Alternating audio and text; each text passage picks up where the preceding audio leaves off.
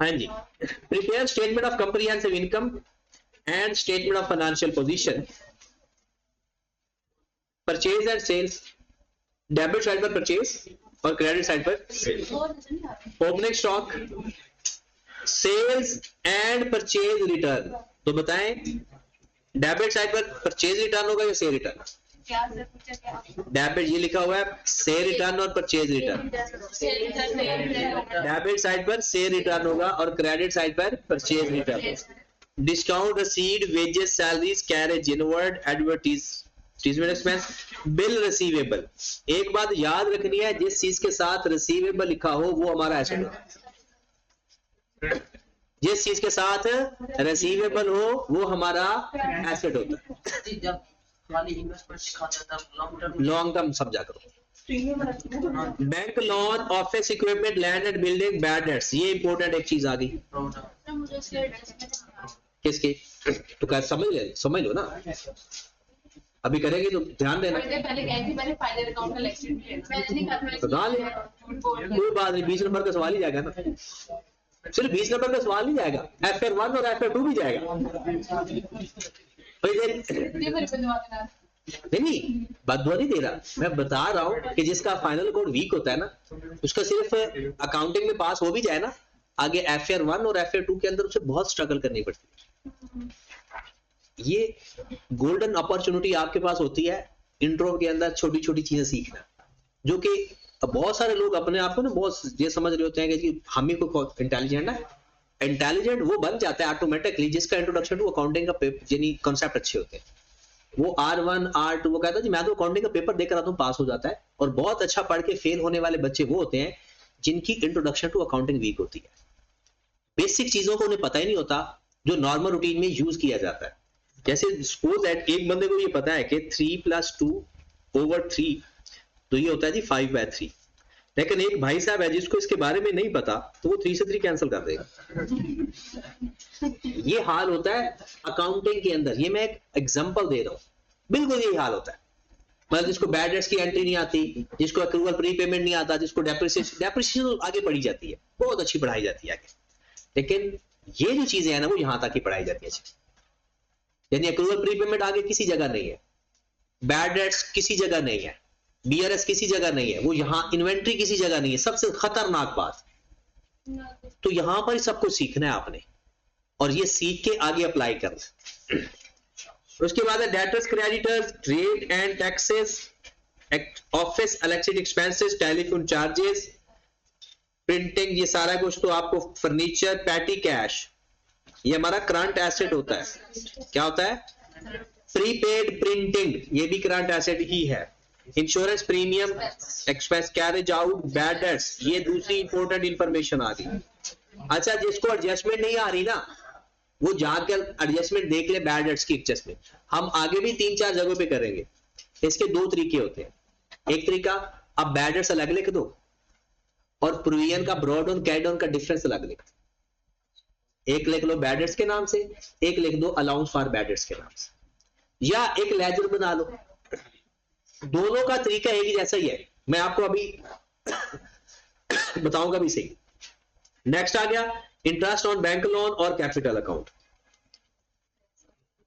Closing stock किधर जाता है? Depreciation 7.5% and 10%। ऊपर एसेट गिवन है, डेप्रिसिएशन ले लेंगे, एक्सपेंस में भी लिखेंगे, अपने अपने एसेट में से माइनस भी करेंगे। प्रोविजन फॉर डाउटफुल डेट्स 5%, इसके ऊपर हम काम करने लगे हैं एक आखिरी एडजस्टमेंट पढ़ने के बाद। याद रखें, जो चीज आपके अकाउंट रिसीवेबल को डिस्टर्ब करेगी सबको सबसे पहले उसको एडजस्ट किया करो, बाद में प्रोविजन का काम शुरू किया करो।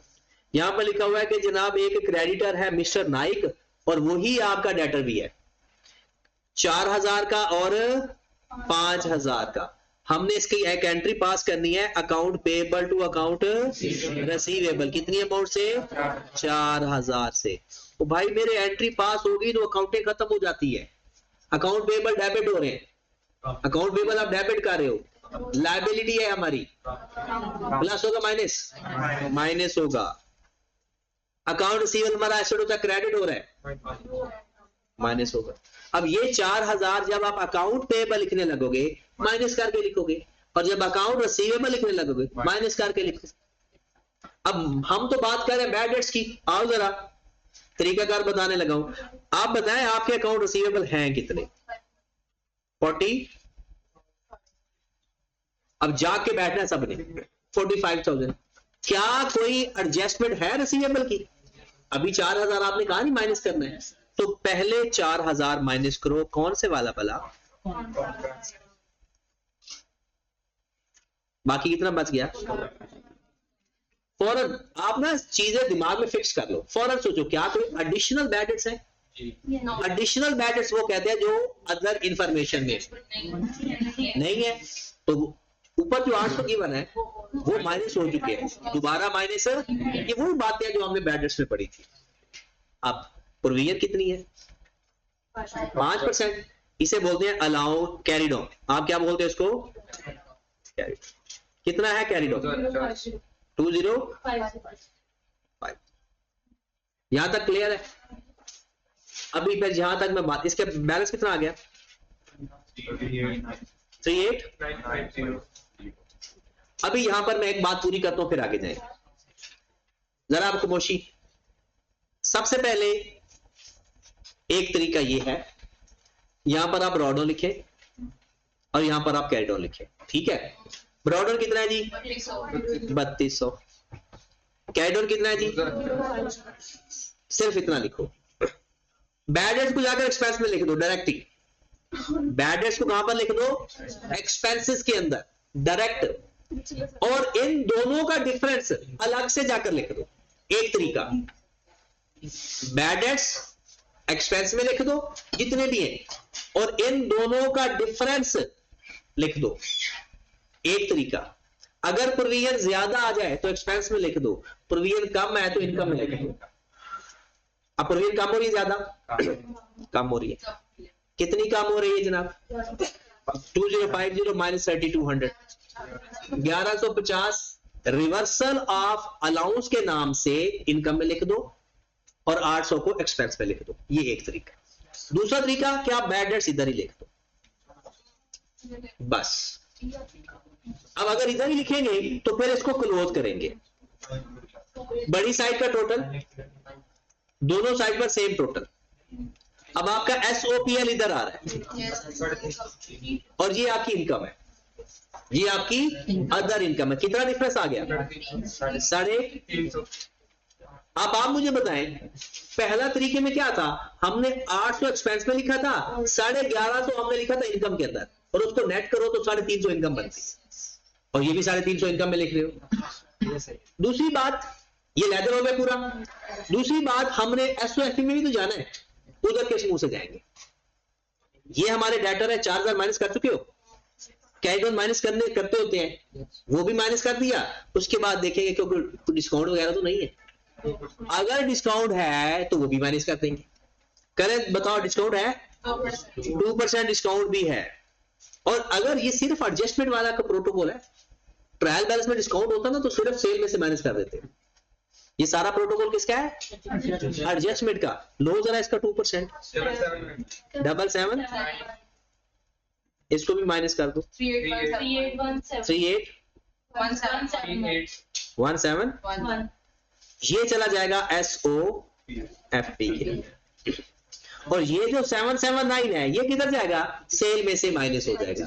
अब ये 779 के दो इफेक्ट थे, एक सेल में से माइनस होता है और एक डेटर से माइनस होता है। डेटर से तो माइनस कर दिया है, और अब क्या करना है? सेल में से भी माइनस। ठीक होगी बात? हाँ जी, अब सवाल अपने पूछो। हाँ जी, कोई इशू है? और इसको पक्का करो जी। एक्सपेंस में लिखेंगे? नहीं, फिर नहीं करेंगे। जब आपने इस लेजर के अंदर जो कुछ लिख दिया ना, फिर SOPL की डायरेक्ट अमाउंट लिखेंगे, दोबारा SOPL के अंदर कुछ नहीं लिखना। अगर ये पूरा लेजर आपने बनाकर सब कुछ इसके अंदर लिखा तो वो जो अमाउंट SOPL की है ना, वो सिर्फ एक ही अमाउंट जाएगी, फिर दोबारा दूसरी कोई अमाउंट दोबारा 2 दफा नहीं जाएगी। चले जनाब जी।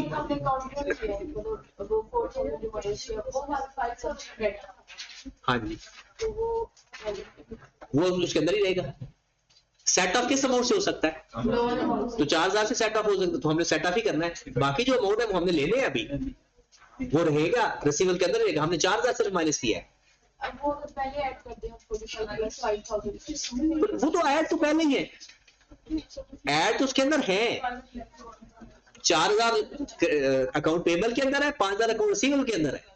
तो सेट ऑफ कितना किया? 4000, तो 4000 निकाल देंगे। चले आए जरा वापस।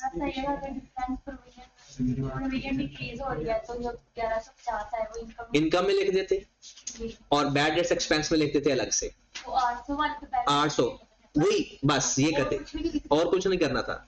और अगर लेजर बनाना है तो ये लेजर बनाकर ये एसओपीएल के अंदर 350 लिख दो। अब ना 1150 लिखो ना 800 लिखो, इसको ऐसे भी करते हैं लेजर बना के आप लिखते हैं, फिर बैड डेट्स नहीं लिखते। नहीं, दोबारा नहीं बैड डेट्स लिखना। मुझे कहते कि मुझे गलत बता रही थी। अगर बैड डेट्स यहाँ लिख लिए तो दोबारा अदर एक्सपेंस में नहीं लिखना। जब एसओपीएल आप एसओपीएल के नाम से कोई वैल्यू आ जाती है ना, वो उसके अंदर वो सारी इनकम और एक्सपेंस आ गए, दोबारा कोई इसके अलावा ना इनकम लिखनी है ना एक्सपेंस लिखना। जो चीज इस लेजर के अंदर आ गई ना, उसको नेट करके उसने एक अमाउंट हमें दे दी। अब एसओपीएल के अंदर सिर्फ वही अमाउंट है, अदर इनकम।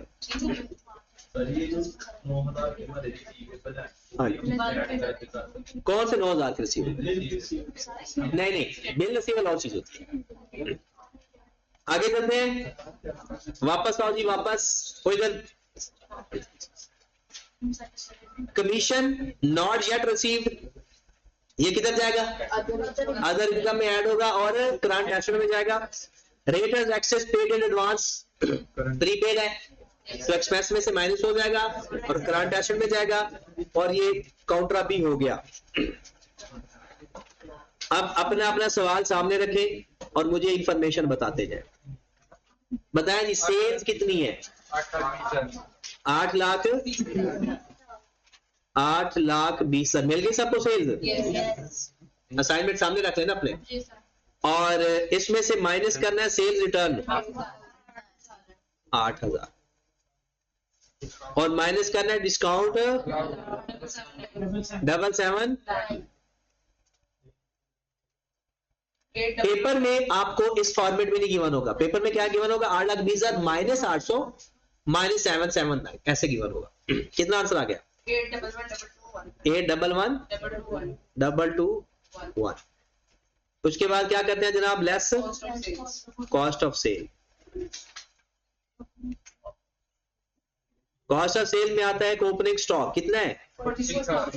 46 प्लस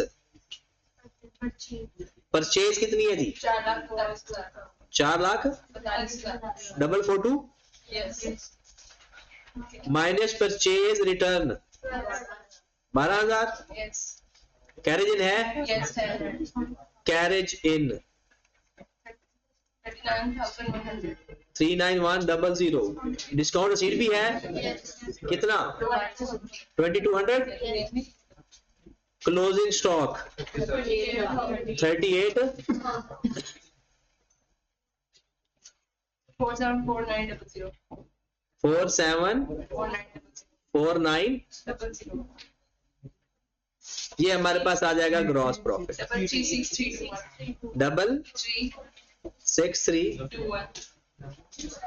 हाँ जी, पहले इसमें अपना सॉल्यूशन देखें और इसमें देखें कोई मसला अगर डिफरेंस है तो बताएं, फिर आगे चलते हैं। उसके बाद आ जाते हैं अदर एक्सपेंस,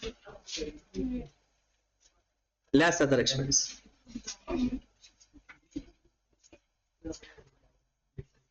अदर एक्सपेंस में यहां से आपने डेबिट साइड पकड़नी है। वेजेस, अच्छा कुछ ऐसे करना है आपने, वैसे पेपर में तो अलाउ नहीं है। अगर आपके पास ये सवाल होते ना रिटर्न फॉर्म में, तो मैं आपको कहता कि जिसकी एडजस्टमेंट है उसके ऊपर स्टार बना लो, और जिसकी एडजस्टमेंट नहीं है उसको टिक कर दो, और फिर देकर लिख दो, फिर डायरेक्ट लिखा जाएंगे। अब देखिए वेजेस की कोई एडजस्टमेंट है? डायरेक्ट लिख दो 43500। वेजेस के बाद सैलरी 66 फिर एडवर्टाइजमेंट 10,000 200 फिर रेट्स एंड टैक्सेस इसकी एडजस्टमेंट है यस आज माइनस करेंगे 300 5300 माइनस 4500 फिर इलेक्ट्रिसिटी इलेक्ट्रिसिटी 9,000 फिर टेलीफोन जब आप छोटे होते थे टेलीफोन को एसेट समझते होते थे 4,400 डबल फोर फिर printing and stationery printing and stationery 11200 112 00 फिर postage stamps कौन सी postage पोस्टेज 1,090 उसके बाद इंश्योरेंस एडजस्टमेंट तो नहीं है इसकी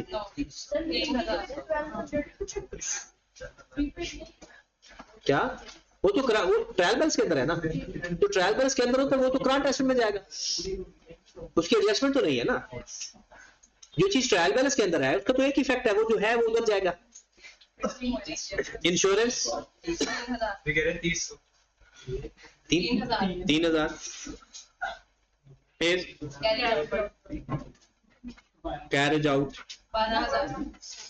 12,000 फिर डेप्रिसिएशन अब डेप्रिसिएशन दो है दोनों को फाइंड करके प्लस कर लो या दोनों को अलग अलग देख लो ये कोई मसला नहीं कितना 15,000 प्लस 19970 ये आएगा 34970 177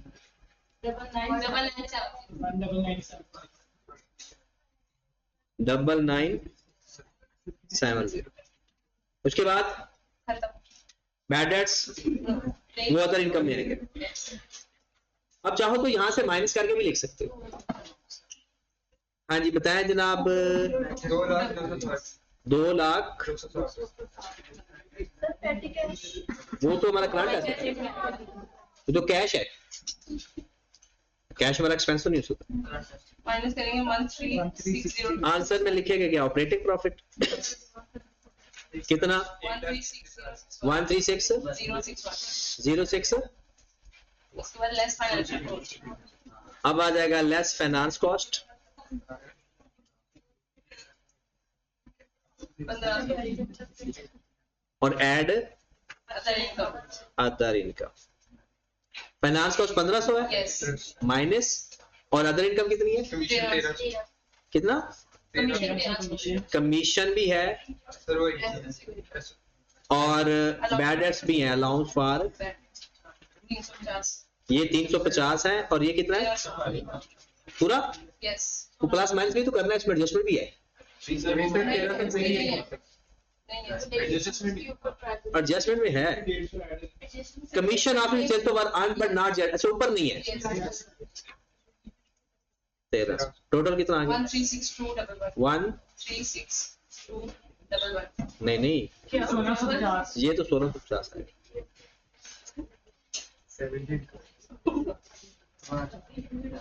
हमारे पास आ गया जनाब नेट प्रॉफिट 13 सर इसमें लादा से नेट करते मैंने नहीं किया ये इसको मैंने ऐसे नहीं किया कोई बात नहीं ऐसे भी लिखना है ऐसे भी लिख सकते हैं हाँ जी ये आपके पास इनकम स्टेटमेंट बन गया अब हम बनाते हैं SOFP statement of financial position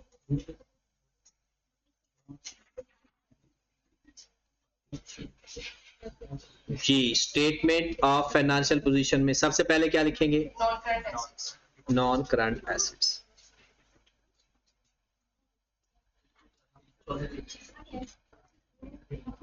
non current assets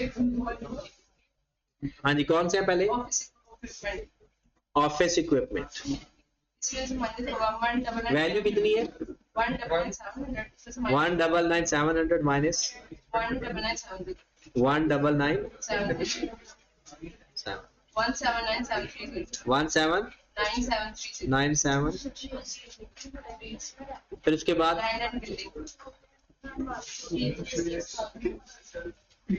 land and building 3 lakh sir इसमें नहीं है कोई कुछ भी नहीं है। कितना? 336,000 3 336,000 उसके बाद फर्नीचर फर्नीचर कितना है? 2 लाख 1 लाख 2 लाख माइनस 15,000 1,85,000 और कुछ है? और कोई नॉन करंट एसेट? नहीं टोटल एसेट कितना है? Non 700,730 700 730 current assets. Closing stock सबसे पहले स्टॉक लिखते हैं, कितना है? 38,000 अब अकाउंट रिसीवेबल वाले कौन से लिखेंगे? वो अपनी वर्किंग के अंदर जो आपने एंड में फाइंड किया है ना वही लिखते हैं वर्किंग के अंदर, और कभी कभी वो अलग से भी लिख देता है। कितने थे? 38,171। तो ये याद है ना, जिसमें आपने काउंटर भी माइनस कर दिया, डिस्काउंट अलाउड भी माइनस कर दिया और कैरी डाउन भी माइनस कर दिया। उसके बाद बिल रिसीवेबल भी एक है, वो कितना है? 9,000। Prepaid printing 1200। Rate and taxes कितना? 800 कमीशन भी है 1300 और पैटी कैश 210 और कैश एट बैंक 18,000। चले जी टोटल बता दें। 106681 1066 8 807411 807411 ये हमारे पास टोटल एसेट्स है। हाँ देख ले करंट एसेट की लिस्ट इसमें आप।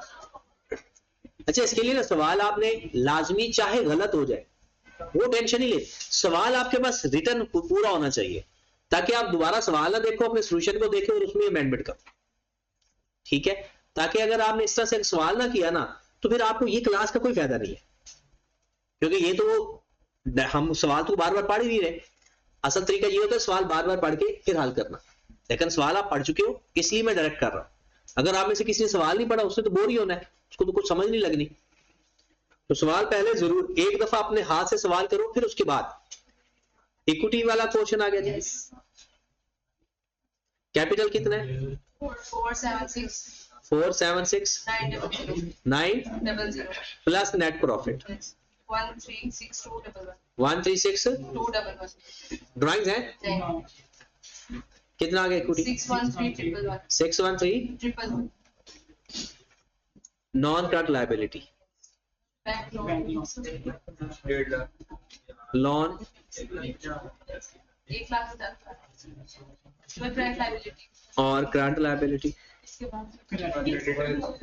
सबसे पहले अब जब आपने क्रेडिटर्स लिखने हैं ना 4000 माइनस करके कितने थे टोटल?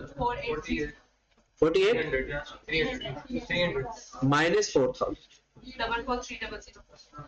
44 फिर 194300 उसके बाद और कुछ नहीं है? 44300 total equity and liability. Sir ये नहीं है, नहीं सर 80 7411 मैंने उसको भी तो ये आपके पास टोटल एसओएफपी भी आ गई।